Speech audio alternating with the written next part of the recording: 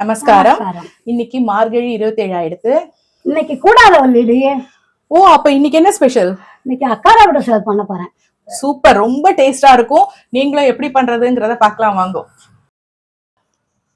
100 gram பச்சரிசி, வெல்லமும் கல்கண்டும் 200 gram, 1 spoon ஏலக்காய், கொஞ்சம் முந்திரி பருப்பு, திராட்சை, துளியூண்டு பச்சை கற்பூரம்.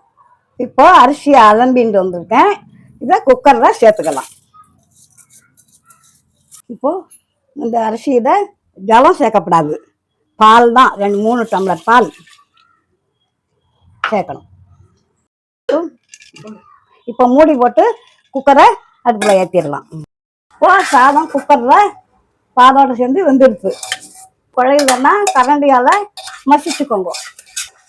இந்த வெல்லத்தை போடுறேன்.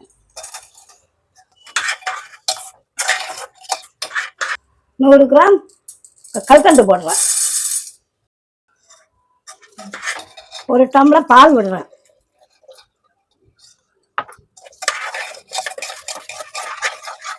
நல்லா வெந்திருக்கு.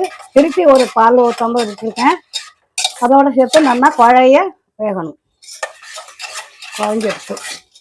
இப்போ 1 ஸ்பூன் நெய் விட்டு முந்திரி பருப்பும் திராட்சையும் போடுறேன். முந்திரி பருப்பும் திராட்சையும் நல்லா ரோஸ்ட்டாக வறுக்கணும். இதை தனியாக எடுத்து வச்சுக்கலாம். கொஞ்சமாக நெய் விட்டுண்டே வரணும். அடிக்கடி நெய் விட்டு கலரிண்டே இருந்தால் நல்லா நெய் சாத்தோட சேர்ந்து வந்து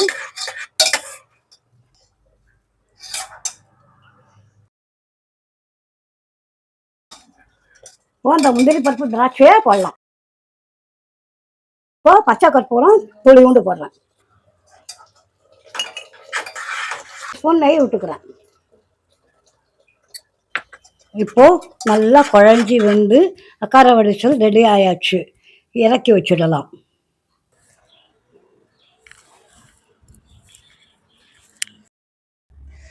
ஓகே, இன்னைக்கு ஸ்பெஷல் அக்கார வடிசல் ரெடி ஆயிடுத்து. பெருமாளுக்கு அம்சி பண்ணியாச்சு. எப்படி இருக்குன்னு டேஸ்ட் பண்ணி பாரு. கண்டிப்பா டேஸ்ட் பண்ணி பார்ப்பேன். ரொம்ப பிடிச்ச ஒரு பிரசாதம் இது எனக்கு. பெருமாளே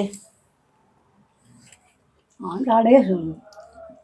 ஆண்டாளே சொல்லிட்டேன். ரொம்ப நன்னா வந்திருக்கு. சூப்பரா பண்ணிருக்கம்மா. Thank you so much. நீங்களும் இது எப்படி இருக்குங்கிறத கமெண்ட் செக்ஷன்ல சொல்லுங்க. தேங்க்யூ.